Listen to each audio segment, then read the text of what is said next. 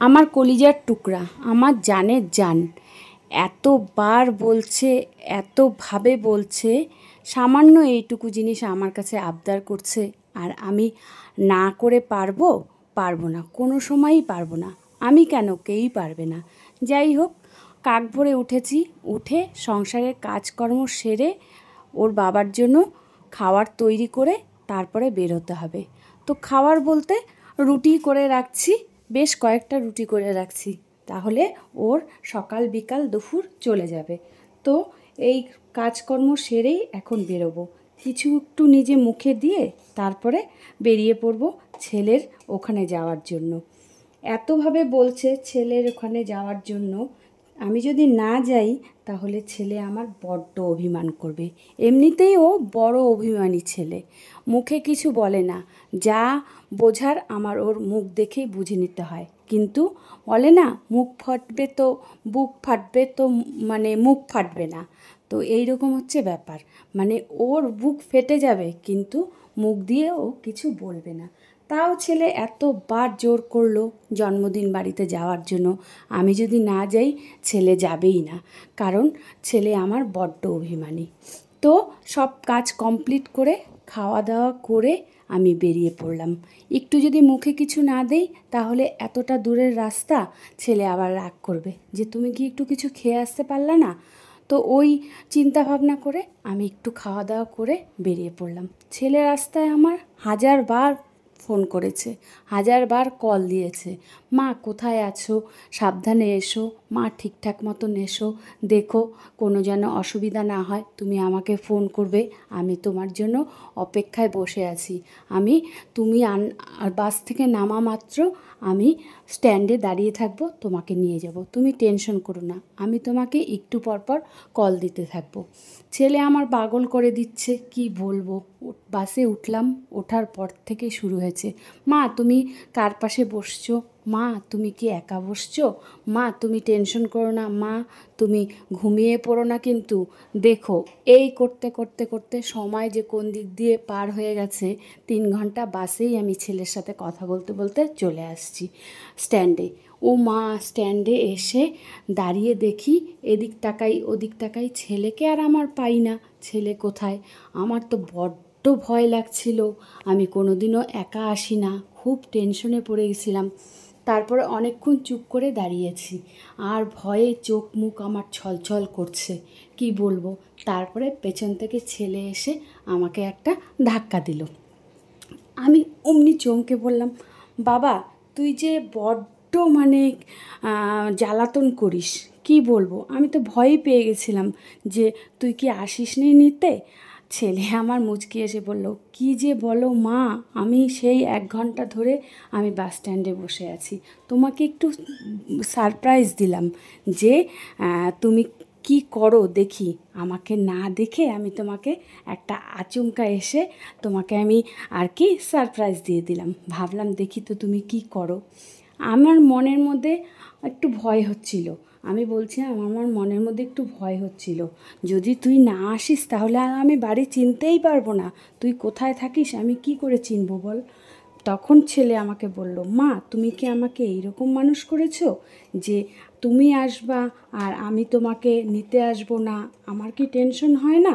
তুমি আমাকে ছোটোবেলার থেকে যা শিক্ষা দিয়েছো সেই শিক্ষাই আমি মাথায় রেখেছি, তাহলে তোমাদের কোনো কষ্ট হোক সেটা আমি কোনো সময়ই চাই না, না বাবার না তোমার। তার জন্য তুমি একদমই চিন্তা করবা না, আমি যতক্ষণ তোমাদের সঙ্গে আছি তুমি একদমই চিন্তা করবা না। চলো চলো চলো মা, দেরি হয়ে যাচ্ছে, বাড়িতে চলো, তোমার জন্য আরও সারপ্রাইজ আছে। ও মা, আমি মুচকি এসে বললাম, আরও সারপ্রাইজ? সারপ্রাইজের পর সারপ্রাইজ! আমি এত সারপ্রাইজ দেখে তো আমি নিজেকেই একদম মানে খুবই মানে আনন্দিত হচ্ছি। তো হ্যালো এভরিওয়ান, সবাইকে আমাদের চ্যানেলে স্বাগত জানাচ্ছি। আশা করি তোমাদের আমার ভিডিওগুলো ভালো লাগে আর তোমরা আমাকে অনেক সাপোর্ট করো। আমাদের এই রকম ভিডিও যদি তোমাদের ভালো লাগে তাহলে অবশ্যই কমেন্ট করে জানাবে, আমরা চেষ্টা করব অনেক রকম নতুনত্ব ভিডিও দিতে। তো তারপরে ছেলে আমাকে একটা রিক্সা ডেকে আমরা দুজন মিলে উঠে পড়লাম ছেলের বাড়ির উদ্দেশ্যে। তো রাস্তায় যেতে যেতে বললাম, বাবা ওদের বাড়ির জন্য তো গিফট কিনতে হবে। ছেলে বলল, মা চিন্তা করো না, সবে আসলে তো আগে একটু রেস্ট নাও, বাড়িতে গিয়ে আগে ফ্রেশ হয়ে একটু রেস্ট নাও, আমরা একটু গল্পগুজব করি, তারপরে খাওয়া দাওয়া করে তারপরে আমরা বেরোবো বলতে তোমাকে একটা মিথ্যা কথা বলছি। কি মিথ্যা কথা বলছিস বাবা? মা জন্মদিন আজকে না, আমি জানি তোমাকে যদি আমি বলি জন্মদিন 2 দিন পরে, তাহলে তুমি হয়তো মানে যেদিন জন্মদিন তার আগের দিনই আসবে। তো আমি চাচ্ছিলাম অনেক দিন ধরে তোমার সাথে আমি সময় কাটাই না, তার জন্য আমার মনে হলো যে মাকে মিথ্যা কথা বলে 2টা দিন আমার কাছে রাখি। আমারও তো ইচ্ছা হয় বলো মা, যে তোমার সাথে একটু সময় কাটাই। সেই ছোট্টবেলার সময়গুলো এখন কি আর পাই? সেই ছোট্টবেলার দিনগুলো আমার খুব মনে পড়ে। আমি ভাবি যে সেই যদি ছোটোবেলার দিনগুলো ফিরে পেতাম, তার জন্য আমি তোমাকে মিথ্যা কথা বলে 2 দিন আগেই নিয়ে আসছি। 2 দিন দেরি আছে। এখন এই 2 দিন আমরা খুব মজা করব, খুব ঘুরবো, খুব খাবো, তারপরে খুব আনন্দ করব সেই ছোট্টবেলার মতন। ভালো হবে না মা? মা তুমি কি রাগ করছো? ছেলে আমাকে বলছে, মা তুমি কি রাগ করছো? আমি বললাম, না বাবা রাগ করিনি, চলে যখন আসছি ঠিকই আছে, তোমার কথা তো ঠিকই আছে। তুমিও তো চাও যে মাকে সামনে পেতে, মা সামনে থাকুক, মা কাছে থাকুক। আর সেই ছোট্টবেলার কথাগুলো বললে আমারও মনে পড়লো। যাই হোক, চলে আসছি, তোমার বাবার জন্য কিছু একটা করে রেখে আসছি, আর তোমার বাবা 2টা দিন ম্যানেজ করে নেবে। তো এই বলে আমরা রিকশায় গল্প করছি আর বাড়ির উদ্দেশ্যে যাচ্ছি। তো তারপরে অনেক রকম গল্প হলো, অনেক রকম মানে আলোচনা হলো। এই করতে করতে বাড়িতে চলে আসছি। তো ছেলে বলল, মা তুমি ফ্রেশ হয়ে নাও, আমি তোমার জন্য খাবার বাড়ছি।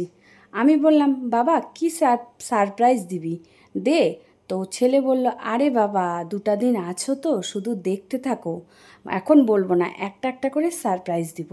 তো আমি বললাম, বাবা রান্না কে করছে? ছেলে বলল, মা তুমি আসো ফ্রেশ হয়ে, তারপরে সব বলবো। আমি ফ্রেশ হয়ে ড্রেস চেঞ্জ করে নাইটি পরে আসলাম। তো তারপরে খাওয়ার টেবিলে বসলাম। ছেলে দেখি হাজার রকম পদ, হাজার রকম আইটেম ছেলে আমাকে বেড়ে দিল। আমি দেখে একদম মানে স্তম্ভ হয়ে গেছি যে সে কি বাবা, এত আইটেম কে করলো? ছেলে আমাকে বলল, মা তুমি খাও না, একটা একটা করে খাও, আর কেমন হয়েছে আমাকে বলো। আমি তোমাকে বললাম না, তোমাকে হাজার একটা সারপ্রাইজ দেবো, তার মধ্যে এই একটা সারপ্রাইজ। তুমি আসবে বলে আমি আজকে ছুটি নিয়েছি। ছুটি নিয়ে আমি সব কিছু ইউটিউব দেখে রান্না করেছি। তুমি যা যা ভালোবাসো আমি তাই তাই রান্না করেছি। মা একটা রান্নাও কিন্তু ফেলবে না, তুমি তো জানোই কত কষ্ট করে রান্না করতে লাগে, আর আমি এই প্রথম তোমার জন্য রান্না করছি। বাবা আসলে খুব ভালো হতো, বাবাও নিজের ছেলের হাতের রান্না খেত, বাবাও দেখতো যে আমি কত বড় হয়ে গেছি, কত আর কি উপযুক্ত হয়ে গেছি। আমি এই শুনে আমার চোখ দিয়ে জল এসে পড়লো। সত্যিই তো বাবা আমার অনেক বড় হয়ে গেছে, এত রান্না করছে। না বাবা, যত খারাপই হোক আর যত ভালোই হোক আমি সবগুলো খাবো। আমি 2 দিন থেকে একটাও খাবার নষ্ট করতে দিব না। তুমি যে এত সারপ্রাইজ দিবে আমাকে, আমি তো ভাবতেই পারছি না। তো চলো এক এক করে খাই, আর রান্নাগুলো কেমন হয়েছে তোমাকে বলি। বাবা তুমিও বসো, আজকে কিন্তু আমরা এক থালেই খাবো। হ্যাঁ বাবা, কারণ এত খাবার আমি তো খেতে পারবো না, তুমি আমার সাথে খাবে। সেই ছোট্টবেলায় যেমন আমি খেতে বসতাম, তুমি আমার সাথে এসে খেতে, আর আমার খাবার আমি যদি না খাইয়ে দিতাম তাহলে তোমার পেটই ভরতো না। সেই রকম আজকে আমি তোমাকে নিজের হাতে খাইয়ে দেবো। হ্যাঁ মা ঠিক বলেছ, তুমি বসো, আমি 5 মিনিটে স্নান করে এসে আমি আর তুমি একসাথে খাবো, আর অনেক গল্প করব, অনেক মজা করব। হ্যাঁ বাবা আমি বসে আছি, তুমি তাড়াতাড়ি যাও, তাড়াতাড়ি গিয়ে স্নানটা করে আসো। তুমি না আসলে আমি একটা কিছুও খাবো না। আমি তো দেখে অবাক, ছেলে স্নান করতে গেল আর আমি ভাবছি ছেলে আমার এত বড় হয়ে গেছে, ছেলে আমাকে এত ভালোবাসে যে আজকে ছুটি নিয়েছে, ছুটি নিয়ে সারা দিন রান্নাবাড়ি করছে। ছেলে আমার কিছুই করতে পারতো না। ও মা, রান্নাগুলো আমি এক এক করে তুলে দেখি, কালারও যেমন সুন্দর আর খেতেও তেমন হবে। যদিও বা আমি এখনও খাইনি, ছেলে স্নান করতে গেছে, ছেলে আসুক তারপরে এক থালেই মা আর ছেলে দুজনে বসে খাবো। এই বলতে বলতেই ছেলে আমার স্নান করে চলে আসছে, বলছে মা ভাত বাড়ো একসাথে